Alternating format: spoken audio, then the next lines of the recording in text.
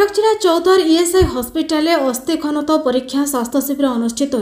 Hospital अध्यक्ष doctor Shrikant देवता तथा अस्थिशाला विशेषज्ञ डाक्तर एआर अभिषेक अध्यक्षतार आज स्वास्थ्य शिविर अनुष्ठित होता। स्वास्थ्य शिविर में हाराहारी 200 ऊर्ध्व बीमाधारी व्यक्ति और परिवार वर्गंकर अस्थि संबंधी रोगर चिकित्सा सहित औषध वितरण होता। प्रकाशित कि डाक्तर श्रीकांत देवता नूतन कर अधीक्षक दायित्व नेबा परे अनेक उन्नतिमूलक पदक्षेप ग्रहण करने सहित रोगी मैंने उपकृत होती से गणमाध्यम मत प्रकाश कर आगामी दिन में चिकित्सा को आसुवा रोगी मानक अधिक उन्नत मानर चिकित्सा जोगाई दिया डाक्तर श्रीमती संघमित्रा जेना मत प्रकाश करते। अन्य मध्य कर्ण नासा कलारोग विशेषज्ञ डाक्तर राधाराणी पंडा युग्म निर्देशक डाक्तर जगदीश प्रसाद दास और शिशु रोग विशेषज्ञ अभिज्ञ डाक्तर माने स्वास्थ्य शिविर को परिचालन करते। मु डॉक्टर श्रीकांत देवता जॉइंट डायरेक्टर कम सुपरिटेंडेंट ईएसआई हॉस्पिटल चौद्वार संगे संगे ऑर्थोपेडिक स्पेशलिस्ट। सर आज जो आईओए जो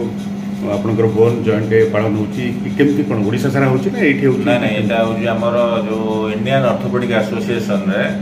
एटा प्रति भारत वर्ष रे अगस्त 4 तारीख दिन को बोन एंड जॉइंट डे अगस्त 4 तारीख रु गोटे सप्ताह पर्यंत बोन एंड जॉइंट वीक हिसाब रे पालन करा होची। ए वर्षर हमर जो हमर अनुप अग्रवाल सर जो उत्तर प्रदेश रो ऑर्थोपेडिक डॉक्टर तांको प्रेसिडेंट हमर अछथि तांकर थीम होची बुढ़ा बुढ़ी लोक मानकर केमिति अधिक जत्न नियाई परिवो सेमानकर केमिति ऑर्थोपेडिक प्रॉब्लम को सॉल्व करि हबो सेमानकर जीवन केमिति अधिक माने जो लंगेविटी बढ़िवो आउ सेमानकर से तांकर थीम हो छैटा तेणु हमर एही अवसर रे सेही लोक मानकर आमे बोन डेंसिटी परीक्षा करा होची आउ परीक्षा करी तांकर जो प्रकार ऑर्थोपेडिक प्रॉब्लम को आमे सॉल्व करा होची। आज ईएसआई हॉस्पिटल चौद्वार रे आमे ए दिवसटा को पालन करछो। सर जो ए ऑर्थोपेडिक युवा समाज को वर्तमान युवक तांको पे कोन वार्ता रहबो आज दिन रे आपनकर केमती कोन से निजो को मेंटेन करिवे कोन अछि सम हमर जो एठी ऑर्थोपेडिक रे हमर तो गोटे होची जो मेन होची एजेड लोक मानक पई हाड़ पोरिया बेमारी जोटा होची जो ऑस्टियोपोरोसिस कहउचंती आउ ऑस्टियोआर्थराइटिस गंठी बात बेमारी ए दीटा बुढ़ा बुढ़ी लोक मानक पर्टिकुलरली लेडीज मानक बहुत भाव अफेक्ट करुच्ची। आज भी आम देखिए बहुत पेसेंट गले आम प्राय 50-60% देखी सारूँ तादर अधिकांश होती हाड़ पोरिया बेमारी ये माने सफर कर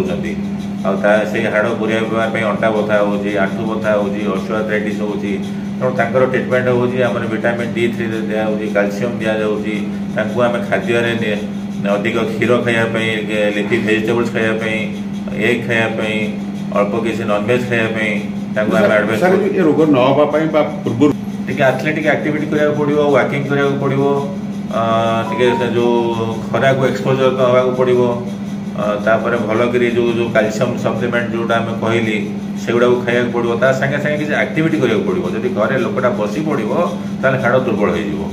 तेणु टे निहाती घंटाए वॉकिंग हो रनिंग हो कि कम हो से गुड़ा सब करा पड़े ऑस्टियोपोरोसिस यूजुअली हाड़ पूरा बेमारी हम ना आमर ईएसआई हॉस्पिटल चौद्वार विषय आम समस्त जनइवाक चाहूँ जे सरकार आमर honourable minister honourable principal secretary honourable आमर डायरेक्टर मैडम आमर additional secretary Rajesh Agrawal sir अच्छा स्पेशल फोकस दौरान Choudwar Bhubaneswar hospital already develop हो सारा यहाँ भी बहुत डेभलपमेंट हो गला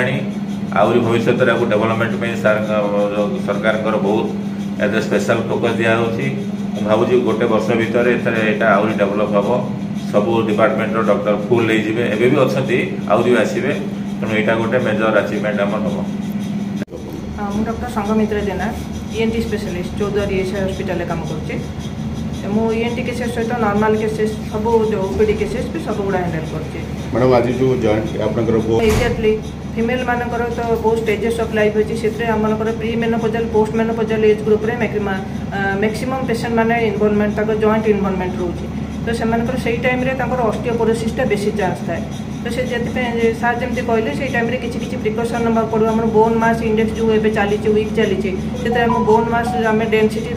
से चेक करूँ से अनुसार बोन मास इंडेक्स कम रही जो पेसेंट मानक आम से गुड़ा सब स्क्रूटिन करके पेसेंट मानक स्पेशल प्रिकॉशन नबू और ट्रिटमेंट भी आम चेष्टा करूँ निश्चय। फिमेल पेसेंट तो मैक्सिमम जो प्री मेनोपोजाल और post menopausal age group maximum patient मान सचेतनता निहाती दरकार कहीं फिमेल मानक ऑस्टियोपोरोसिस बेसी चांस था। 14 दीपक मंगरास का रिपोर्ट, न्यायवती टीवी।